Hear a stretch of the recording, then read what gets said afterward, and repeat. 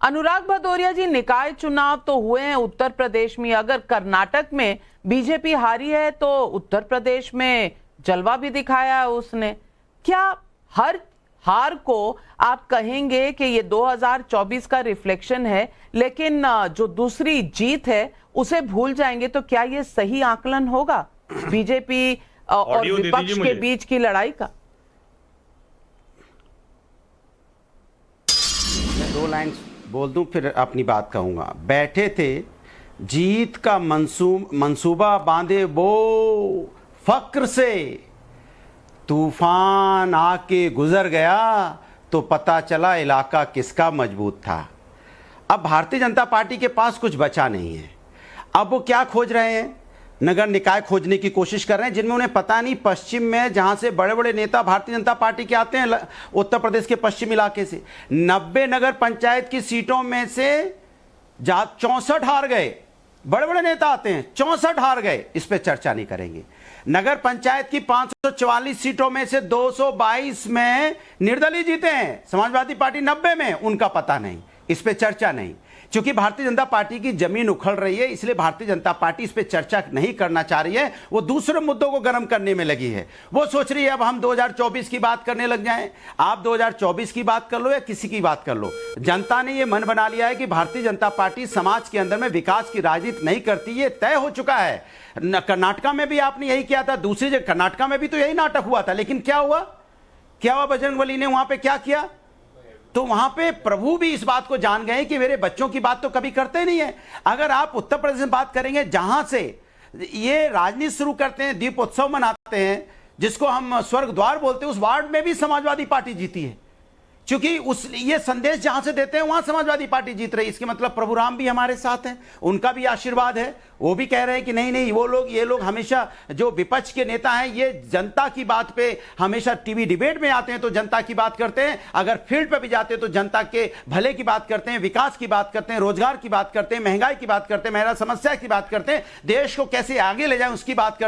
और जो भारतीय जनता पार्टी है वो हमेशा सत्ता पाने के लिए कैसे डिवाइड एंड रूल हो, कैसे समाज के अंदर हम जाति धर्मों में बांट लें, किस तरह के हम मुद्दे गर्म करते हैं जिससे हमें शायद जीत मिल जाए। लेकिन जनता ये देश की जान चुकी है कि 2024 में ये साफ साफ पता चल रहा है कि इस बार विकास की जीत होगी। विकास की राजनीति करने वालों को ये देश की जनता चुनेगी। और आप ये संदेश उत्तर प्रदेश से भी निकला है, ये संदेश कर्नाटक से भी निकला है। और जिस तरह का, अगर मेयर की बात करेंगे, मेयर में जहां पे शहरों के अंदर में Bharatiya Janata party one sided जीतती थी, आज नेक टू नेक टक्कर हुई है। आप मात्र थोड़े थोड़े वोटों से जीते हैं। हम पहले भी यहाँ पे मेयर का चुनाव नहीं जीते थे, लेकिन आज हम आपकी बराबरी पे आके खड़े हो गए। इसके मतलब हमारा वोट परसेंट बढ़ गया है। बहुत बढ़िया अनुराग जी, आपने तो ऐसी बॉल मारी है, सांसद ज्यादा जीतेंगे। नेक टू नेक हारने के लिए आपको बहुत बहुत बधाई। लेकिन इस वक्त शहजाद पूनावाला जी, जवाब आप देखिए। जो नगर निगम, नगर पंचायत, नगर पालिका के चुनाव को नकार रहे, वो एक वार्ड जीतने पर अपना कुर्ता फाड़ रहे, और जिनका तंबू 2017, 17, 19, 22, 23 के बाईपोल में सब जगह उखड़ गया। यहाँ तक कि लखनऊ मेट्रो में घुसकर लखनऊ के म्युनिसिपल के लिए,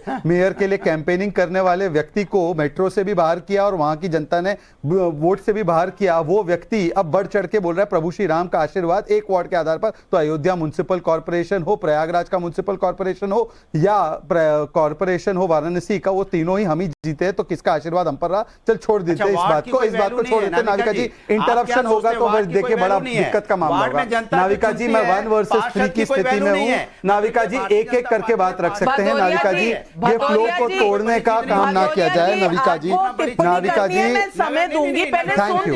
नाविका जी, मैं ऐसे डिबेट नहीं करूंगा। नाविका जी, अब एक एक करके 7-8 लोगों के 7-8 विषय हैं, 7-8 विषय का जवाब देने के लिए नाविका जी प्लीज मेरा प्लीज आप बोले, आप डिस्ट्रैक्ट ना हो। भदौरिया जी, ये भी 2 विंडो वाला विषय बेकार है ना, उनका टाइम आता है, हम चुप रहते हैं। आपके पास आऊंगी, पालिका भी छोटा हो गया, मैं आपके क्या है भाई इस देश में? मैं आपके पास आऊंगी। देखिए नाविका जी, मैं अनुशासन का सख्त पालन करता हूं, इसका हमेशा गैर उपयोग होता है। या तो मैं फिर अनुशासन ना पालन करूं, आप बोलें। अब देखिए, एक एक करके मैं जवाब देता हूं। देखिए, तंग मत करो कहते कहते कांग्रेस को तो ये लोग तंग कर देंगे, मतलब हर जगह से तंग कर देंगे। और तंग हो रही है कांग्रेस। बताइए, दिल्ली में 0, बंगाल में 0, नागालैंड में 50 साल से तंग, तमिलनाडु में 50 साल से तंग, उत्तर प्रदेश में 30 साल से तंग, बिहार में 30 साल से तंग, गोवा में 15 साल से तंग। मतलब कि कांग्रेस के कितने नो एंट्री के बोर्ड लग जाएंगे या नो गो जोन बन जाएगा कांग्रेस के लिए, ये आप ही कल्पना कीजिए अगर ममता दीदी का फॉर्मूला अपनाया गया। पहली बात। दूसरी बात, ममता दीदी क्यों ना अपनाए ये फॉर्मूला? ये 3 हफ्ते पहले का बयान है। अधीर रंजन चौधरी कहते हैं Trinamool Congress has understanding with BJP to escape central agencies. मतलब कि 2 फंडामेंटल मुद्दों पर टीएमसी पर हमला। पहले की एजेंसीज जो है वो किस प्रकार से टीएमसी उसके विद्वेषपूर्ण कार्रवाई में साथीदार है तथाकथित रूप से, और दूसरा कि टीएमसी भ्रष्ट है। ये अधीर रंजन चौधरी का अधिकृत बयान है। बताए तौसीफ भाई बैठे हैं यहां पर, क्या अधीर रंजन जी के इस बयान से अग्री करते कि नहीं? पहली बात। लेकिन आप भी शहजाद पूनावाला जी सवालों के जवाब भी थोड़ा सा तोल रहे हैं। आप तमिलनाडु पे सवाल पूछ रहे हैं कांग्रेस से। तमिलनाडु में आप कहाँ हैं? आंध्रा में आप कहाँ हैं? केरल में आप कहाँ हैं? मैं उस पर ही आ रहा हूँ। तेलंगाना में आप कहाँ हैं? उसी पे आ रहा था। चलिए मैं इसका जवाब दे देता हूं जी। पश्चिम बंगाल में 2016 में भारतीय जनता पार्टी की 2 सीटें, आज हम 77 सीटों पे, लोकसभा 18 सीट, वहां पर हम number 2 opposition main party. Telangana में हमारी कहीं पर भी अस्तित्व नहीं था। आज हैदराबाद म्युनिसिपल कॉर्पोरेशन में नंबर 2 की पार्टी। तेलंगाना में हम 4 लोकसभा के सांसद हैं। आज वहां पर मेन विपक्ष पार्टी हम ये है, क्योंकि वैचारिक रूप से कांग्रेस बिहार। ये तो अनुराग भदौरिया जैसा आर्ग्यूमेंट हो गया। वो